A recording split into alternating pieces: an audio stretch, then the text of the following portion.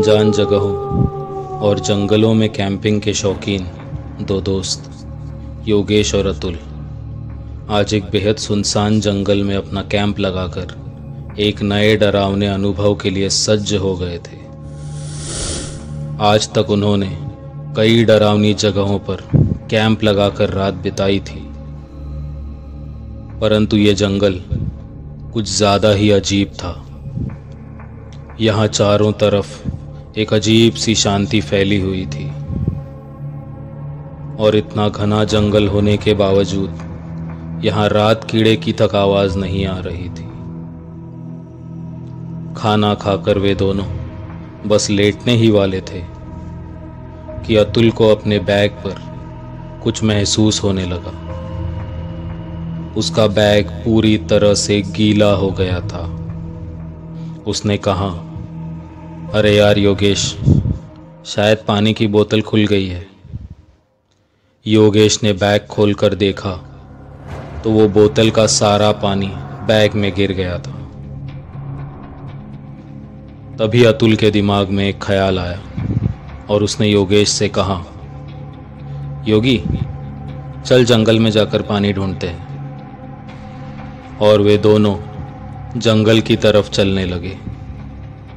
उनके पास सिर्फ एक टॉर्च थी। जंगल में कुछ दूर चलने पर बारिश शुरू हो गई और वापस जाने का पता चलने हेतु कैंप के पास जलाई हुई आग बुझ गई थी। चलते चलते दोनों दोस्त जंगल में काफी अंदर आ गए थे। दोनों ने अपनी अपनी घड़ी अपने टेंट में ही उतार दी थी और अब उन्हें वक्त का बिल्कुल भी अंदाजा नहीं था। कुछ देर बाद बारिश रुक गई, पर वे आगे बढ़ते ही जा रहे थे।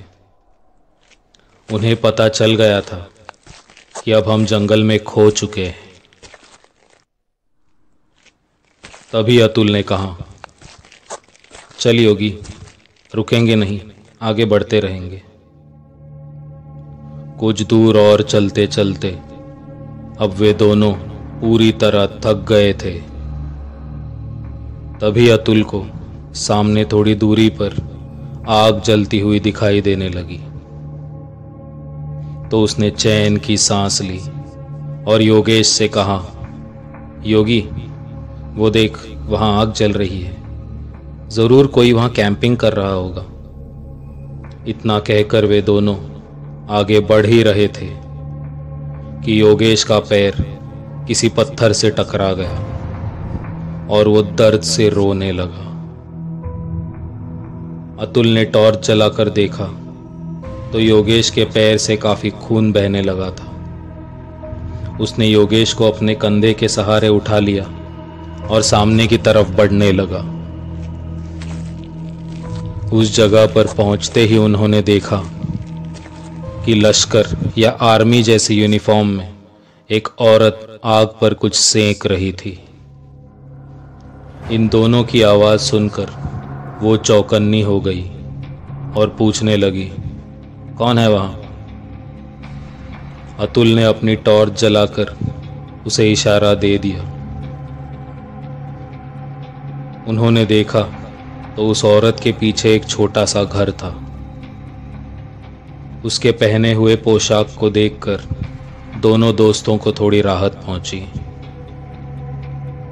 उन्होंने अपने नाम उस औरत को बताए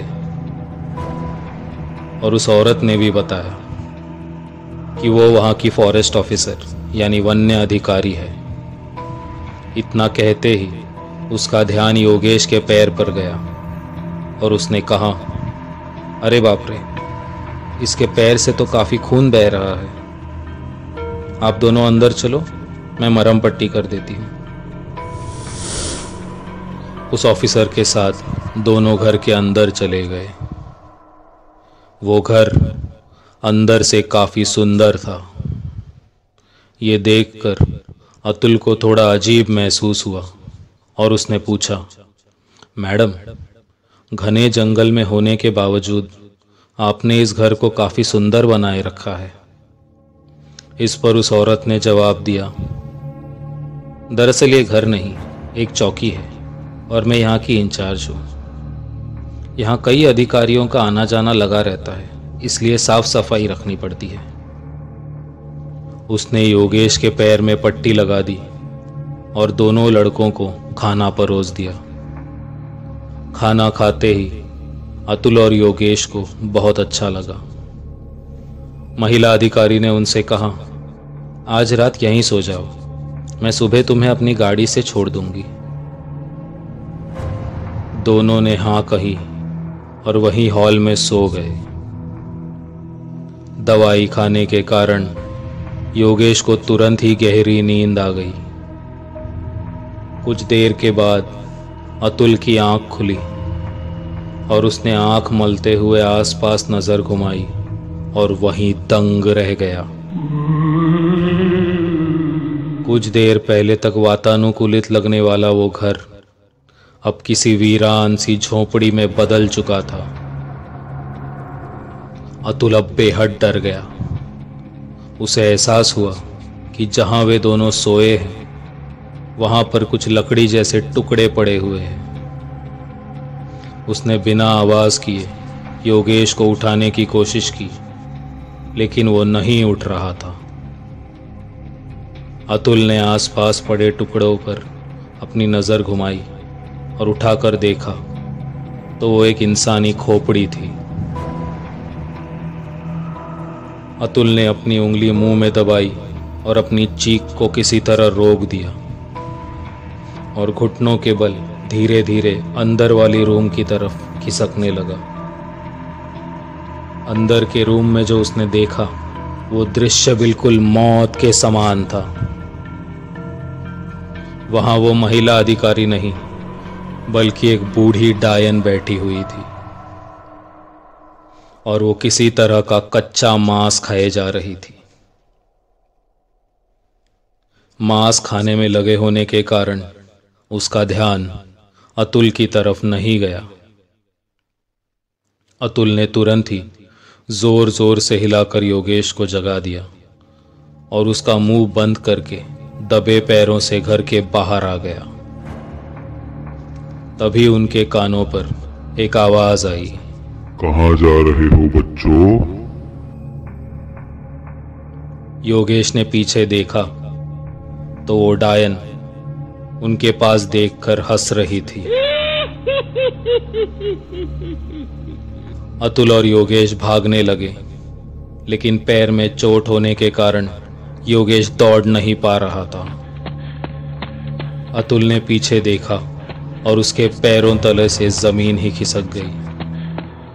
वो डायन ठीक उनके पीछे ही आ रही थी। अतुल ने योगेश को अपने कंधे का सहारा दिया और जितनी तेज हो सके दौड़ने लगा। उसने योगेश से कहा, कुछ भी हो जाए पीछे मुड़कर मत देखना। पूरे समय उन्हें पीछे से उस डायन की आवाजें आ रही थी। वो बीच बीच में डरावने तरीके से चीख रही थी। दौड़ते दौड़ते योगेश का पैर फिसला और वो दोनों ही जमीन पर गिर गए। योगेश से अब दर्द सहन नहीं हो रहा था। उसने दर्द में चिल्लाते हुए अतुल से कहा, तू भाग जा। लेकिन अतुल ने पीछे देखा तो वो डायन उनसे काफी दूर थी। ये देखकर अतुल ने तुरंत ही योगेश को उठाया और फिर से दौड़ने लगा। मौत के डर से अब योगेश भी तेज दौड़ने लगा था। उन दोनों और उस डायन में अंतर बढ़ने लगा। अपने शिकार को दूर जाता देख उस डायन ने एक जोरदार चीख लगाई। अतुल और योगेश अभी भी दौड़ ही रहे थे।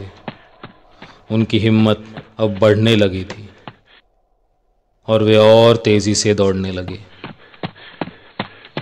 काफी दूर दौड़ने के बाद वे कुछ पल के लिए रुके और जोर से सांस लेने लगे। अतुल ने 2-4 कदम पीछे जाकर देखा तो वो डायन कहीं नहीं थी और अब ना तो उसकी चीख सुनाई दे रही थी। अतुल ने चैन की सांस ली और आकर योगेश से कहा, बच गए यार। और उसने योगेश की तरफ देखा तो वो बिना हिले खड़ा था और अचानक ही जोर जोर से रोने लगा। अतुल ने उससे पूछा, लेकिन वो कुछ बोल नहीं रहा था। उसने बस अपनी उंगली से अतुल की तरफ एक इशारा किया। अतुल ने पीछे मुड़कर देखा और वहीं गिर गया। वो लोग जिस झोपड़ी से भागकर इतने दूर आ गए थे, वो झोपड़ी ठीक उनके सामने ही थी और उस झोपड़ी की छत पर वो डायन खड़े होकर उनका इंतजार कर रही थी। उन्हें देखते ही वो हंसने लगी और जोर से चीख उठी।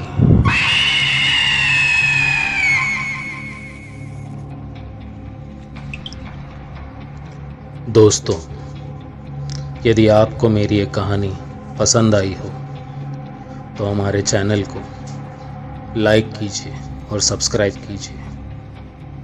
मैं फिर लौटूंगा जल्द ही एक नई कहानी के साथ। धन्यवाद।